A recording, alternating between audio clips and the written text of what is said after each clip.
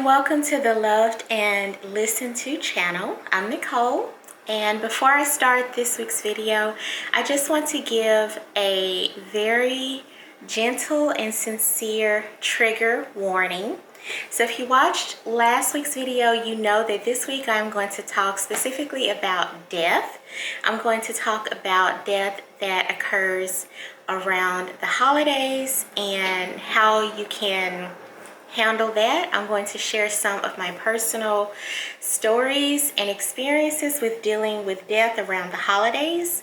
So the trigger warning is that if you are not currently in a good mental place, or if you're currently very sad for some reason, which there are plenty of reasons to be sad these days, but just check in with yourself. If you are feeling particularly sad today, you may want to bookmark this video and watch it at another time. Yeah, so I just wanted to say that before you get into the video and you know, hearing about people dying or things like that will make you sad. I just wanted to warn you. My other warning, I guess, is that I can sometimes, I think, sound a little bit disconnected or a little bit like heartless when I talk about things like this, and that's not my intention. Obviously, I'm a human being. I have feelings like everyone else, and just be kind if you leave a comment, and keep that in mind, that everybody expresses feelings in different ways, and I am no different from everyone else. So if you're interested in hearing about, again, how I have dealt with deaths in my family around the holidays, then keep watching this video.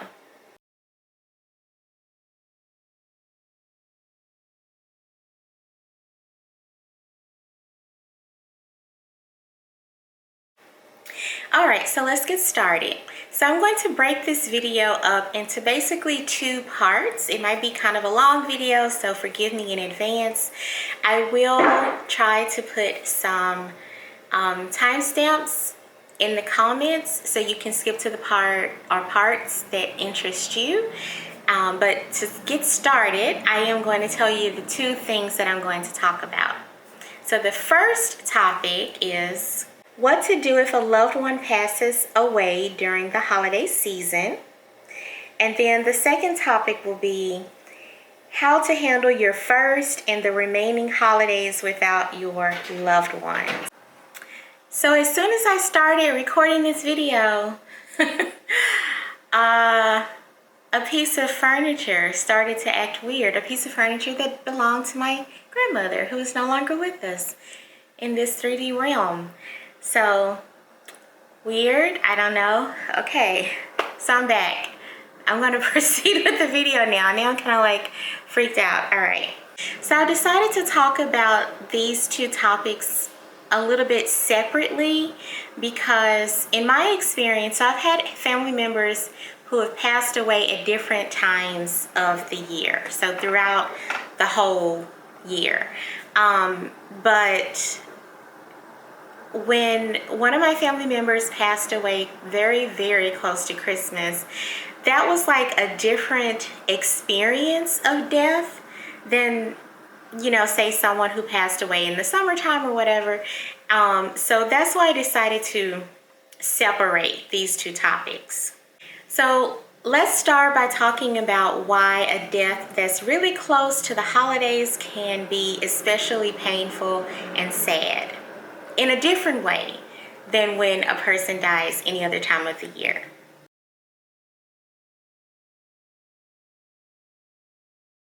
So my personal experience with death around the holidays, and when I say holidays, let me clarify. So when I say holidays, I'm talking about Christmas and New Year's Eve. I live in America. Those are the biggest, most commercially at least celebrated holidays.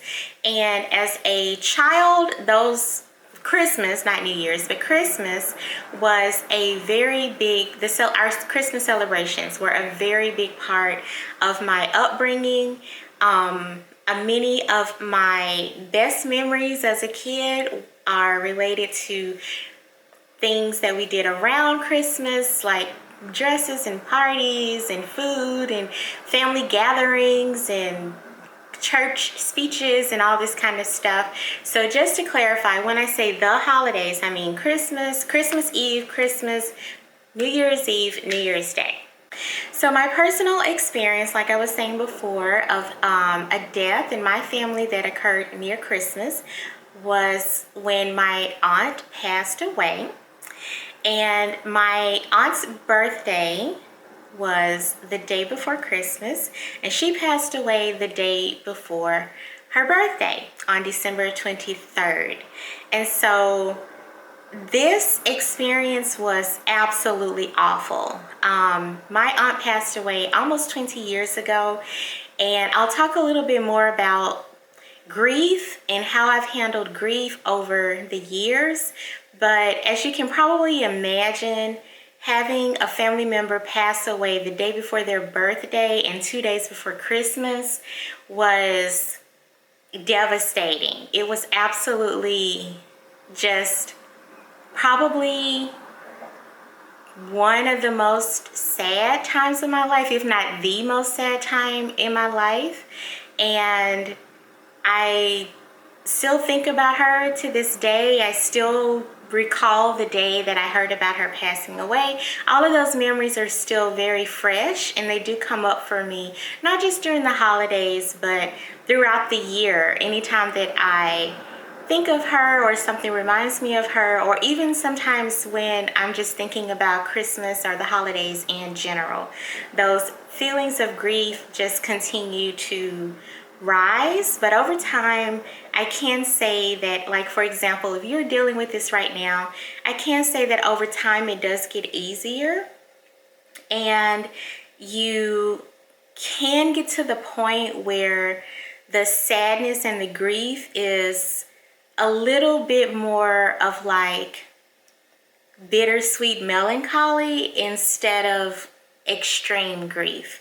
So there is some hope. I'm going to share some things that I do to get to that point, but that's my personal experience of dealing with a death that happens right near the holidays. So let me share with you some of the things that happened to me. And some of these things are not things that I consciously did, but over time and just trying to work with my own grief and sadness, I learned to do, or I just have experienced. So the first thing is that before my aunt passed away, before my grandmother passed away, before I had really any very serious interactions with death because of someone in my family passing away, before that happened, I grew up around my grandmother, and she was a big part of my life. She did not die during the holidays, kind of close, but not during the holidays. But in growing up with her, I learned to have a healthy, I'm going to say healthy, I don't know if it's okay to diagnose my own relationship with death as healthy, but thanks to her and how she talked about death and how she exposed me to things related to death, I think that I have a pretty healthy relationship with it. Do I want to die right now? Of course not. Do I want anyone in my family, my friends, or, do I want any of them to pass away? Of course not.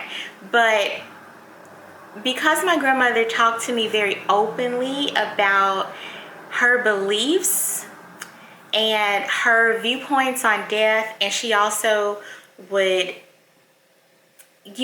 talk to me about her friends who had passed away. She would talk about her own loved ones. She was a very devoted member of her church, so she would volunteer at funerals, and sometimes I would either go with her when she volunteered, or I would go to funerals with her. She would bake cakes for people when they were experiencing a death in their families. She did outreach work, going to people's houses and comforting them, and all these kind of things around the time when someone has passed away. So having that experience as a child really took at least a little bit of the fear and the stigma of death away from how I look at death. And again, I don't want to die.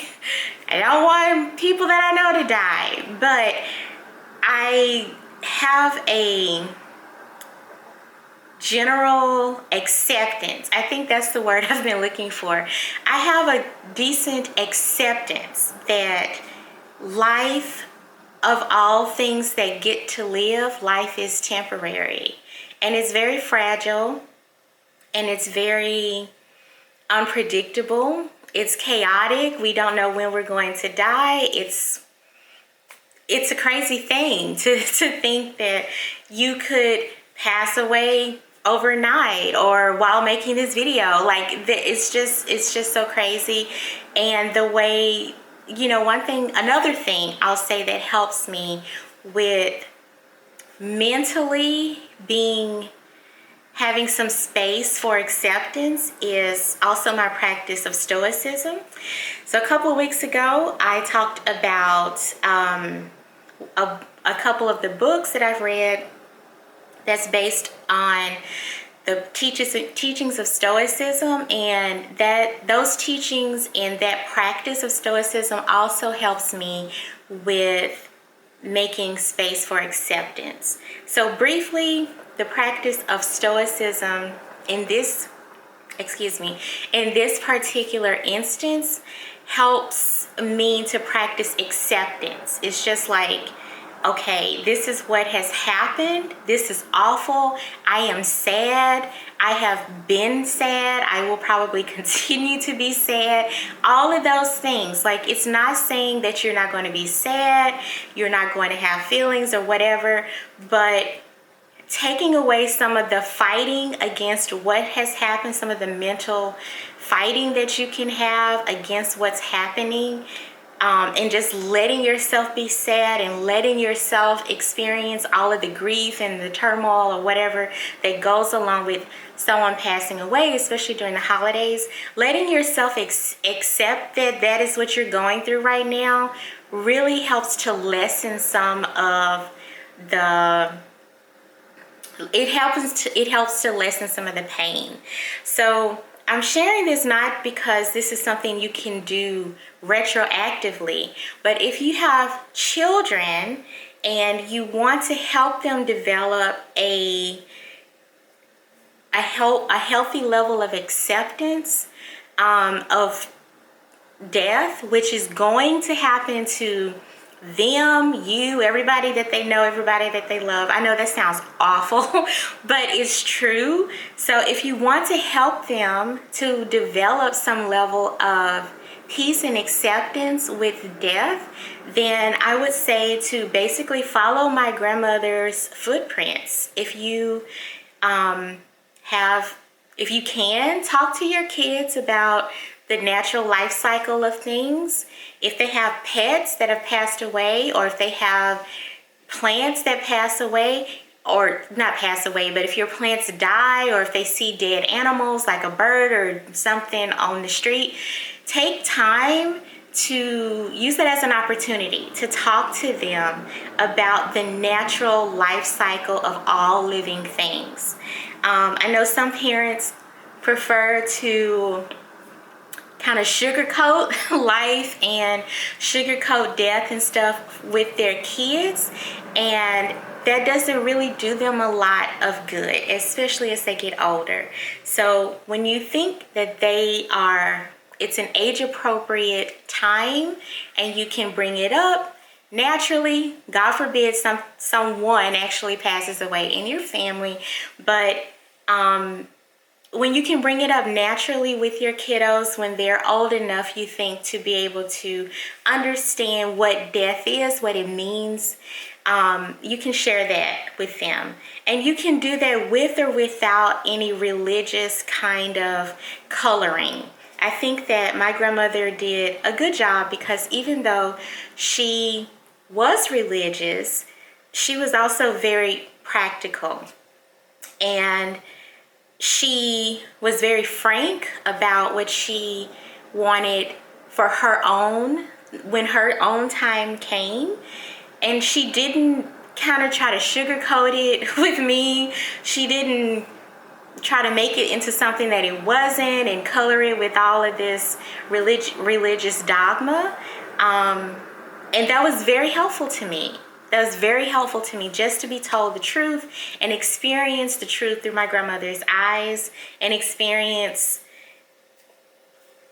seeing and interacting with people who had experienced a loss. So that's my take on it. That's what has really helped me.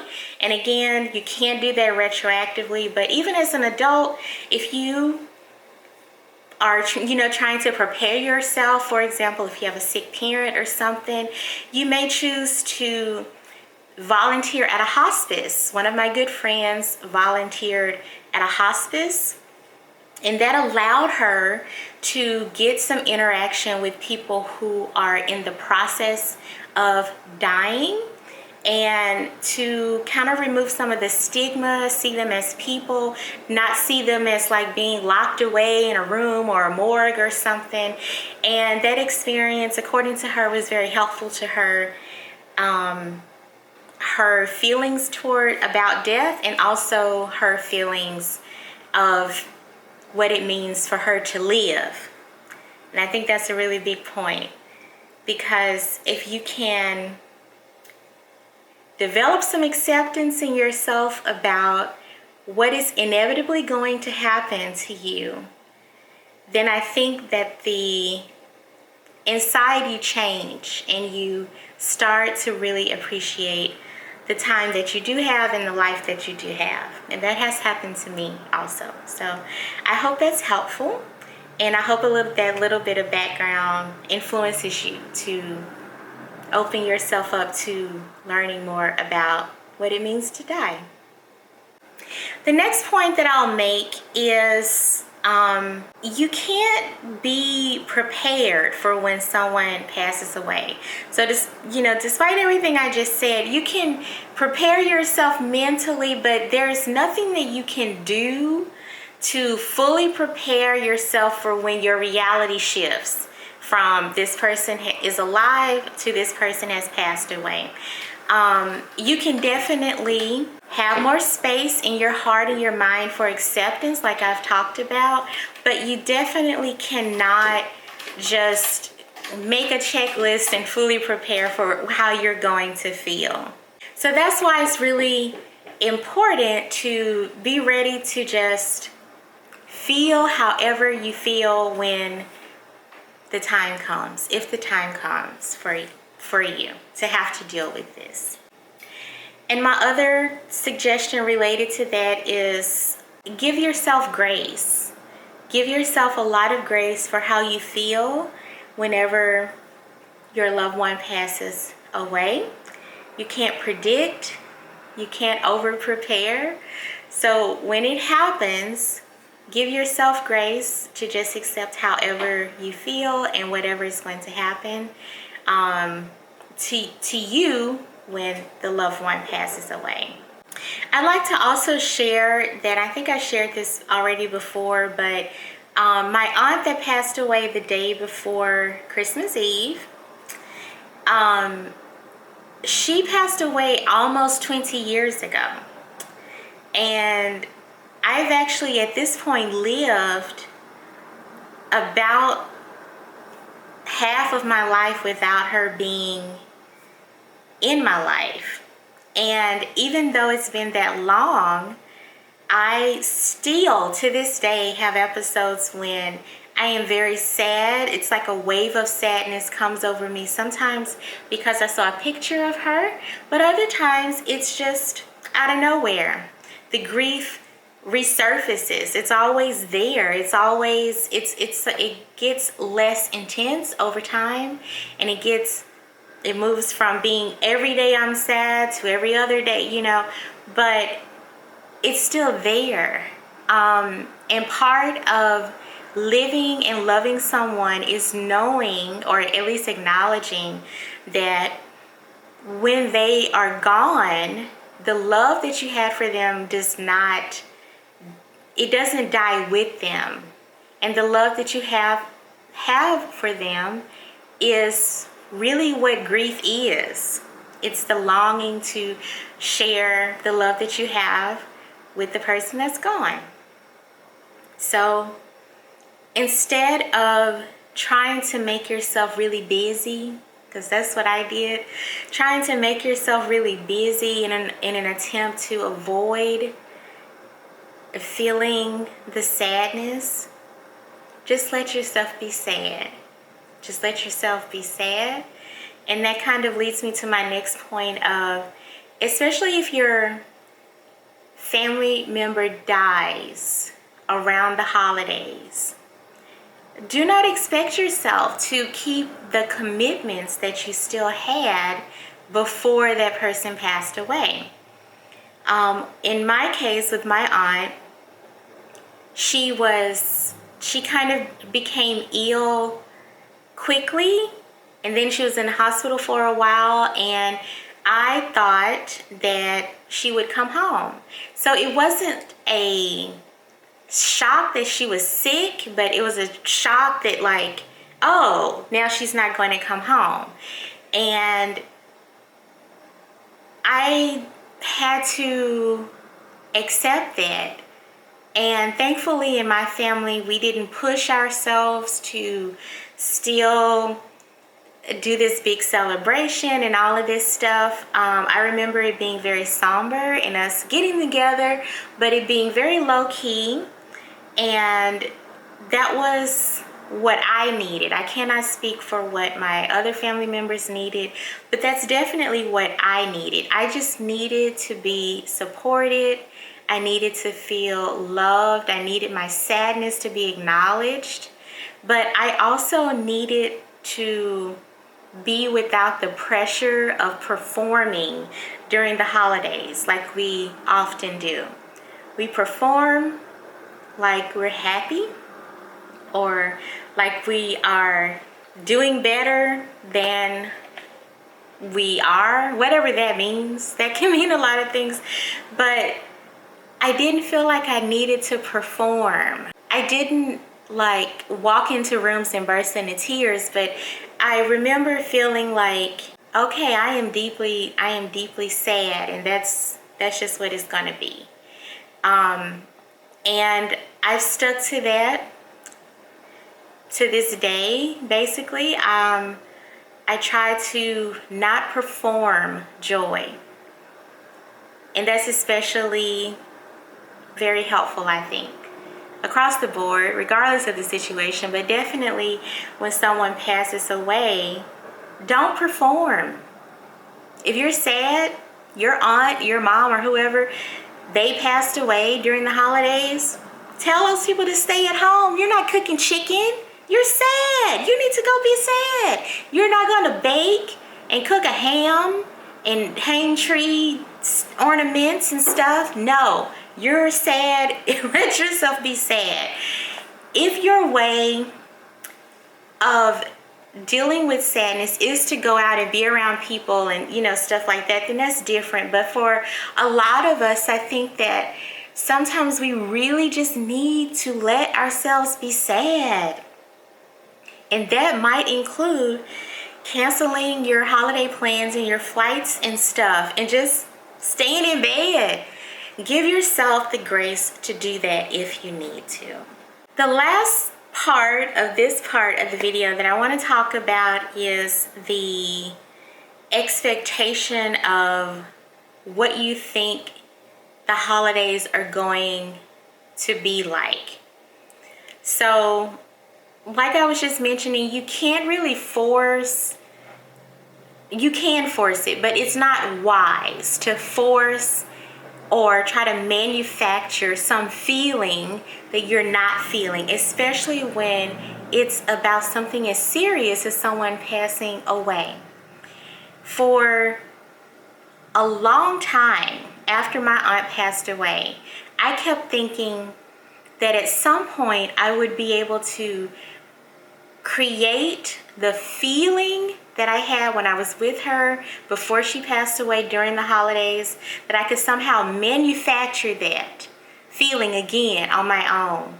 And again, with her having been passed away for almost 20 years, I can say I've never been able to recreate that nostalgic feeling of like how it felt to walk into her house and see her little teeny Christmas trees and smell her cooking and hear her laughter. It doesn't matter how many small Christmas trees I buy or how many parties I have, it does not come.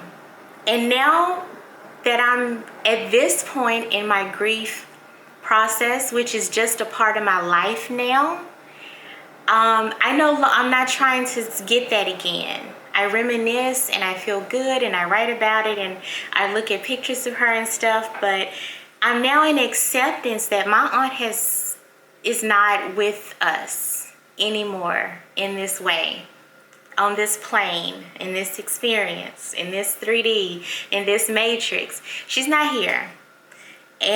But man, I was so blessed. I was so blessed to have been with her for as long as I got to. And even though I'm very sad that she's no longer with us, and I'm sad that she wasn't with us that last Christmas that she was on earth, I have tried over time to turn that disappointment and that grief into like a bittersweet gratitude, thankful for the time that I did have with her. So my recommendation to you is to, aside from letting yourself feel the sadness, is to also let yourself gently over time, it doesn't happen overnight, but let yourself just gently acknowledge that your holidays, if they're not going to be the same anymore, but hopefully the time that you did spend with the person who has passed on was very loving and giving. I hope that for you. I had that experience and I deeply hope that for you. And I hope that you can give yourself the grace to be able to do that, to give yourself that. So this is a perfect segue into part 2. So in this part, I'll talk about what it's like to be without a loved one, no matter what part of the year they passed away during, what it's like during the holidays when they're not there. So like I was just mentioning about my aunt, every holiday season since then, like I mentioned, at first I tried to recreate that feeling of like being with her, or at least maybe not to create the same feeling, but create the same level of excitement. My aunt would buy me Christmas gifts and bake me like a pie just for me. Why a 10-year-old needed their own pie, I don't know. But she made sure that I do know it was because sometimes my brother would eat more of the pie than his fair share, and I would not have any pie. So I do remember several Christmases when my aunt would bake me my own pie, and I felt very special. And she would do other small things, like she would host small little parties for me, or she would have like little small gifts for me and my little friends and all this stuff anyway. But I wanted to get to that level of excitement again. And I'm so sorry to tell you this, but it's probably not going to happen. It didn't happen for me. I hope it happens for you. But that same level of excitement, I don't have it. I don't have it. And I'm smiling because when I talk about this, because I am in a place of acceptance. I've had some wonderful holidays since my aunt has passed away, but they don't quite touch that same level of like childhood joy that is very hard to duplicate in as an adult, regardless of what the circumstances are, life, death, whatever, right? So my advice is to practice acceptance. Whatever the feeling is that you feel, just practice accepting it and being in it and showing gratitude for what you did have and for those memories. The other thing I'll say is that after someone passes away, the first holiday season that you go through with them, maybe the first and the second. So for me, it was like a shock because my aunt was not there for Christmas, like just 2 days before Christmas, and she wasn't there. So like my first kind of like removed holiday season without her was actually the next year. So it's actually like 2 years of this pretty deep grief. But when that happens, the first holiday season, you might be sadder than you could even imagine. And that is just what it is. It's not good or bad or whatever. Like, don't try to assign some type of value to it or how sad are you and how to be happy and all this stuff. Just be with the sadness. Be with it. Be in it. That helps to release some of the hold that it can have on you and some of the misery and like the very, very deep pain. Just let yourself be sad. I know I've said that 1,000 times in this video already, but expect to be incredibly sad, and try to show grace to yourself. And on that note, you should also expect that your future holidays will look different. So I've talked about this already, how nowadays and directly after when my aunt passed away, the holidays look different. They were less, joyous, for lack of a better word, for several years. And now they are improving. They've improved over the course of the years since she has passed away. The next thing that I'll share, I can't say if I don't know if I can even call these tips, because dealing with death seems like something that is worthy of a word bigger than a tip or a life hack. But the next thing that I'll share with you that I did to help me with feeling or processing, not feeling better because that didn't happen, but with processing my grief, is that I personally journaled. So now I would maybe talk to my therapist or talk to a close friend, but at the time that my aunt passed away, I did have a journaling habit, and so I can actually look back on some of my journals and see what I was thinking and feeling during that time. I did not have like super close friends at that time, and I did not have a therapist at that time. I did not have the means to go to therapy at that time, but I did journal. So journaling using some sort of creative outlet is very helpful to get some of your feelings out in a creative way, maybe even have a little bit of fun while you are expressing your grief. Personally, I enjoy throwing dinner parties, and those dinner parties around the holidays help me to connect with other people. Nowadays, I do have closer friends at least, and I enjoy having them over and making them things and kind of cooking a lot, and doing that helps me kind of like creatively and actively remember my aunt and connect with my memories of her and what she used to do.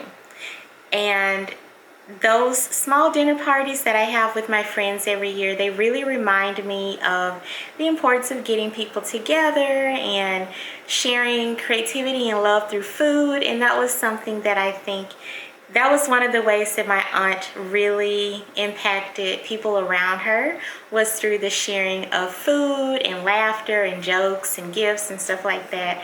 So it was really a nice way, I think, to honor her memory and honor the memories that I have of her with us together. Okay, so I have to switch to my phone. I hope the audio is okay. I'm almost done with this video and the light is changing and I have somewhere to go soon. So I'm just trying to finish. And also the cat is making lots of noises in the background now. So I'll share with you, I have my notes here on the side. Do you hear all of this business my cat is doing? Oh my gosh. All right, so to wrap up the video, I'll share briefly about my experience of like delayed grief and what that looked like for me. So, and this will be the last of the video.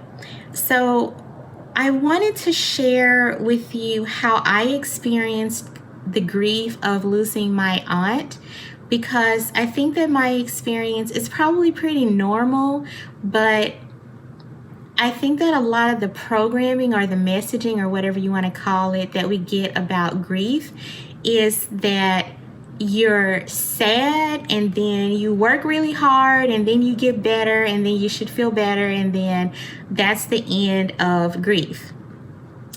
And that's not how it works. A lot of times in movies or media or whatever, we see that people get over things very quickly. And in reality, I don't think that that's common. I think that in reality, it's more common to always carry some level of a little bit of sadness in your heart when someone passes away, especially, you know, someone that you were very close to or someone who was very influential in your life. You don't just work hard and feel better. Like, even if you go to therapy, you don't just go on a marathon or a sprint and then you feel better and you feel better forever. And my example of this is when my aunt passed away. Of course, when she first passed away, I was very sad. I was very heartbroken. I was sad for a long time. But I did not do like a super ugly cry where it's just like a cry that the act of crying itself hurts. I hope someone knows what I'm talking about. But I did not have that experience. I think that I was in a little bit of shock for a long time and denial and probably all of the other stages of grief. And even though I journaled and had my family around me to support me, I remember crying, but not like a very purging, therapeutic cry, until about a year later. So about a year after my aunt had passed away, and I think it was again around the holiday time and stuff, I was driving back to college, and it was nighttime, and I was playing, this is going to sound insane, but I was playing a Rob Thomas song. So back many years ago, Rob Thomas was popular. And I'll link the song down below, but I remember this like it happened to me yesterday. I was playing this song by Rob Thomas, and I think it's called Hand Me Down. And the song is not really about death. It's a little melancholy, but it's not about someone dying, from my understanding of it. But for some reason, that song brought out like a wave of intense grief and sadness and longing and missing and reality that my aunt had passed away and that I would not be with her again during the holidays, that song just somehow, it just pulled all of this really deep, not purposefully hidden sadness, but buried, or whatever the right word is.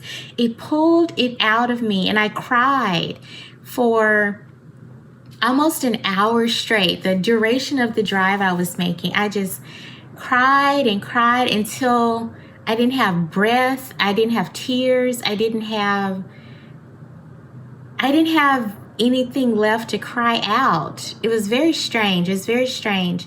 And I played the song over and over again. After I kind of realized what was happening, I realized that this song was helping to pull out the buried grief that I didn't even know was buried. And so I share that with you because your experience of your grief is just that. It's your experience of how you're feeling and how you're handling what is happening in your mind, in your heart, in your emotional space when someone that you love passes away. And it's important to not add on to your grief by comparing what you're feeling or thinking or whatever with what you see on TV or what someone else went through. If your friend's parent passed away and they seemed fine and they were going to work the next week, that doesn't mean that you should have the same expectation to do that or experience that for yourself. So be kind to whatever your experience ends up being, whether it's during the holidays or not, but especially during the holidays, and especially those first few years, and I'm saying years, that your loved one passes away. During the holidays, you may not be okay. And you not being okay is actually okay. That's how it is. It's how it is, unfortunately. So, I guess kind of to wrap up my suggestions, what I did to help me get through the first couple of years and, of having my aunt not be around, and even now, so kind of progressing to the future. The first thing that helps so much is time. My grandmother used to say that time heals all wounds. And I think that it's true, but we have to think of healing as not it going away. Like if you have a scar, so you look at my wrist, you see, I have a scar. I had a surgery when I was like 15 years old, a very long time ago. And it's healed, but the scar is still there. So when your wounds heal, they don't go away. They're still there. Your physical ones, your emotional ones, the ones on your heart. So over time, it gets better, but it doesn't go away. And that's just where you can apply, again, some graceful acceptance to the situation and, of course, to yourself. The second thing is to try to either honor the person's life in a creative way. I mentioned that I like to now have dinner parties around the holiday season, and it's my way of like cooking and reaching out to people through cooking, and that was something that my aunt did. That was a big part of, I guess we could call her life ministry. Her life's ministry was to cook for people and make them laugh, just be joyous, parties, things like that. And now I do that. And every single year I think of her when I do it. The last thing that I'll mention is if you have the means to talk to a therapist, if you don't have the means, please journal, write down what you're feeling, talk to people who are close to you in your family circle, your friends. Make sure, though, that, and this might be a hot take, people, maybe you're not going to agree with this, but try to talk to people who are not going to just give you some vague,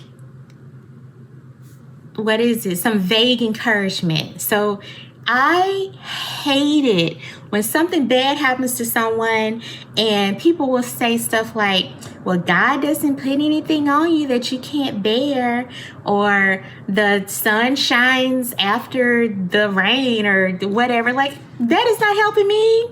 What is that? That's not useful. I hate those things. I hate the vague stuff. I hate those like inspirational holiday cards and get well cards and sorry for your loss. Kind of keep it real with me or keep it moving. That's how I feel. I don't like that kind of stuff. So if you have a friend that is can be there with you to cry, listen to you talk, just be with you, be uncomfortable with you, be sad with you, then that is the friend that you want to talk to. Other people who give you really vague stuff or say like, oh, I'll pray for you, you know they're not going to pray for you. Don't talk to those people, because that emptiness of those messages, it can make you feel worse. It make you feel like, well, dang, why don't I feel better? And it's like, you don't feel better because you don't feel better. And you need to be with someone or talk to someone who acknowledges that and lets you know that that is okay to not feel better. So I think that's all I wanted to say. I'm sorry that this was kind of a long video, but actually the experience of the living after people have passed away I'm learning is kind of like a passion of mine. I feel like there's a lot more that we can do as a culture to have better relationships with death. So I think I'll make some more content on how to handle things that are related to death and maybe make a few shorter videos.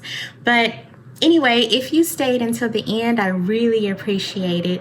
I hope that me being vulnerable with you and sharing what I went through and my experiences helps you. Like I've said in other videos, I hope that you see yourself in me. I'm sure that I could see myself in you.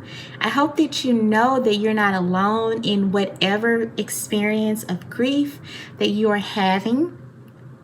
And I hope, as usual, that you feel some level of love. I hope that you can feel the love and care that I've developed for myself and pass along to you. I hope that you can feel and sense those things through these videos.